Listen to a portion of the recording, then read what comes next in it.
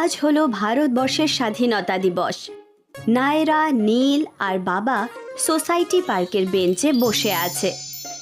একটা ভারতীয় পতাকা পার্কের মাঝখানে রাখা হয়েছে। বাবা, আজকে আমরা স্কুলে আমাদের ভারতীয় পতাকা তুলেছি।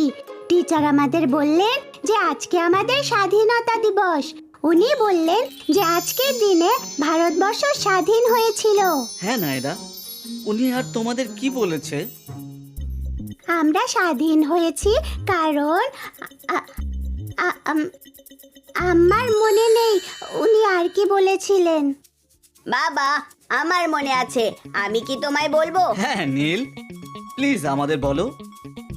টিচার আমাদের বললেন 1947 সালের 15 অগস্ট ইন্ডিয়া ইংরেজের থেকে স্বাধীনতা লাভ করেছিল। আমরা এই ঘটনাকে স্মরণীয় করার জন্য আজকের দিনটা পালন করি। বাবা, ইংরেজরা কেন ইন্ডিয়াতে রাজত্ব করত? নীল, নায়রা, অনেক বছর আগে সারা ইন্ডিয়াতে অনেক ছোট বড় রাজ্য ছিল। ইংরেজরা ইন্ডিয়াতে এসেছিল ব্যবসায়ী হিসেবে। ব্যবসায়ী তাদেরকে বলে যারা জিনিস কেনা বেচা করে অনেক পরিমাণে। আস্তে আস্তে ওরা খুব শক্তিশালী হয়ে উঠল আর ইন্ডিয়ায় রাজত্ব করা শুরু করলো। ও বাবা, টিচার আমাদের এটাও বলেছেন একটা এক্সিবিশনের ব্যাপারে, যা আজকে স্কুলের অ্যাসেম্বলিতে হতে চলেছে। উনি বললেন আমরা ওখানে ইন্ডিয়ার স্বাধীনতা দিবসের সম্বন্ধে আরো অনেক কিছু জানতে পারবো। আমরা কি আজ ওখানে যাব? হ্যাঁ নীল, ওই এক্সিবিশন বিকেল 4টেতে শুরু হবে। আমরা নিশ্চয়ই ওখানে যাব। নায়রা আর নীল দুজনেই খুবই উচ্ছ্বসিত এই এক্সিবিশন দেখার জন্য। একদিকে ভারতীয় স্বাধীনতা সংগ্রামের আর সংগ্রামীদের বই রাখা আছে, আর অন্যদিকে স্বাধীনতা সংগ্রামের ঘটনার আর 1947 সালের স্বাধীনতা দিবসের ফটো টানানো আছে। এছাড়াও ওখানে স্টেজ বানানো হয়েছে, সেখানে কেউ স্বাধীনতা দিবস সম্পর্কে বক্তৃতা দেবেন। 1947 সালের 15 অগস্টে ইংরেজরা তাদের ক্ষমতা ইন্ডিয়াকে দিয়েছিল। তারপরে ইন্ডিয়ার ওপর ইংরেজদের রাজত্ব শেষ হয়ে গেল। বাবা, ইন্ডিয়াকে ক্ষমতা দিয়ে দিয়েছিল এর মানে কি? নীল, নায়রা, ক্ষমতা দিয়ে দিয়েছিল মানে তুমি তোমার ক্ষমতা দিয়ে দেবে অন্য কাউকে কিছু করার জন্য। ইংরেজরা এই ক্ষমতা ইন্ডিয়াকে দিয়ে দেওয়ার পরে ইন্ডিয়া স্বাধীন দেশ হয়ে গিয়েছিল। সেদিন ইংরেজদের রাজত্ব শেষ হয়ে গিয়েছিল। সেই দিনটাকেই আমরা স্বাধীনতা দিবস হিসেবে পালন করে থাকি। ও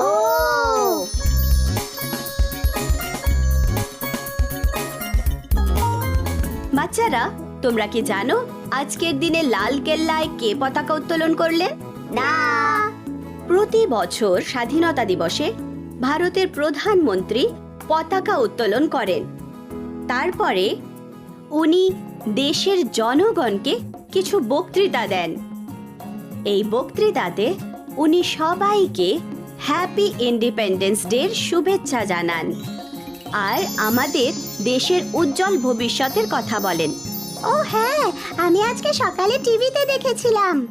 হ্যাঁ সোনা, তোমরা দুজনে কি জানো ইন্ডিয়ান ফ্ল্যাগ কেমন দেখতে? হ্যাঁ, এটা খুব সুন্দর দেখতে আর 3টে কালার আছে। আমি জানি এটাকে ট্রাই কালার ফ্ল্যাগও বলা হয়। হ্যাঁ, সবচেয়ে ওপরে আছে স্যাফরন কালার, মাঝখানে আছে হোয়াইট আর গ্রিন তার নিচে। এছাড়াও এটার মাঝখানে নেভি ব্লু কালারের অশোক চক্রও আছে। আমরা জানি এটা ইন্ডিয়ার এক অন্যতম গুরুত্বপূর্ণ ন্যাশনাল সিম্বল আর আমাদের সব সময় এটা সম্মান করা উচিত। খুব ভালো, আমি খুব খুশি যে তোমরা স্বাধীনতা দিবসের ব্যাপারে এত কিছু জানো। যাও, এখন গিয়ে নিজেদের সিটে বসে পড়ো। আমি তোমাদের বলবো 1947 15 অগস্টে ইন্ডিয়ার স্বাধীনতার সময় কি ঘটেছিল। ইংরেজরা ইন্ডিয়াতে তাদের রাজত্ব শেষ করে দিল আর জওহরলাল নেহেরু হলেন স্বাধীন ভারতবর্ষের প্রথম প্রধানমন্ত্রী। উনি ওনার ঐতিহাসিক বক্তৃতা দিয়েছিলেন, যাকে ক্রিস্ট উইথ ডেস্টিনি বলা হয়।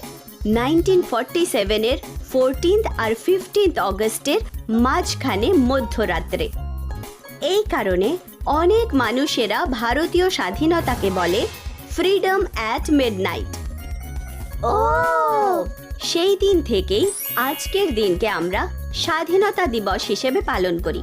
আজকের দিনে সেই সমস্ত মানুষকে সম্মান জানানো হয় যারা আমাদের স্বাধীন হতে সাহায্য করেছেন আর যারা আমাদের সব সময় নিরাপদে রেখেছেন সমস্ত শত্রুদের হাত থেকে। চলো সবাই আজ প্রমিস করি যে আমরা সব সময় ইন্ডিয়াকে সম্মান করব আর সবার সাথে ভালো ব্যবহার করব।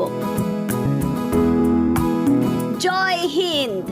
জয় জয় হিন্দ, হিন্দ। জয় হিন্দ, জয় হিন্দ। নায়রা আর বাবা এখন ফটো এক্সিবিশনগুলো দেখছে। ওরা গেল আর দাঁড়ালো পণ্ডিত জওহরলাল নেহেরুর ফটোর কাছে, যিনি বিখ্যাত স্বাধীনতা দিবসের বক্তৃতা দিয়েছিলেন। নীল, নায়রা, তোমরা কি জানো নেহেরু তার বিখ্যাত স্বাধীনতা দিবসের বক্তৃতায় কি বলেছিলেন? হ্যাঁ বাবা।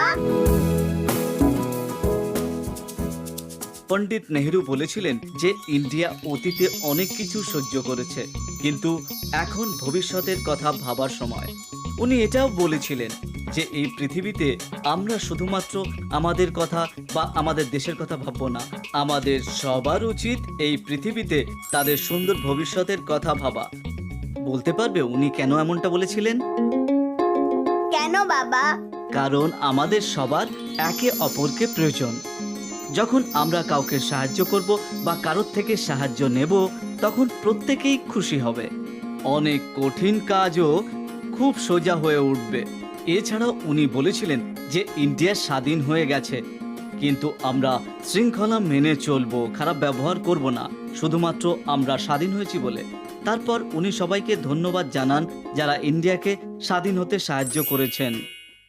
যখন এটা খুবই মুশকিলের ছিল, তখন উনি বলেছিলেন আমাদের সবসময় পরিশ্রম করা উচিত আর আমরা স্বাধীন বলে কারোর ক্ষতি না করতে। ও নীল, নায়রা, তোমরা দুজনেই কি বুঝেছো স্বাধীনতা দিবসের গুরুত্বপূর্ণ কতটা? হ্যাঁ বাবা। আমি প্রমিস করছি ইন্ডিয়াকে গর্বিত করব। আমি একজন আর্মি ম্যান হব, বা হয়তো এই পৃথিবীর সবচেয়ে ভালো টিচার, বা হয়তো একজন সায়েন্টিস্ট। ও, আমার এটা শুনে খুব ভালো লাগলো নীল। আর তুমি কি হবে নায়রা? বাবা, আমি ইন্ডিয়ার প্রধানমন্ত্রী হব আর রেড ফোর্টে পতাকা উত্তোলন করব।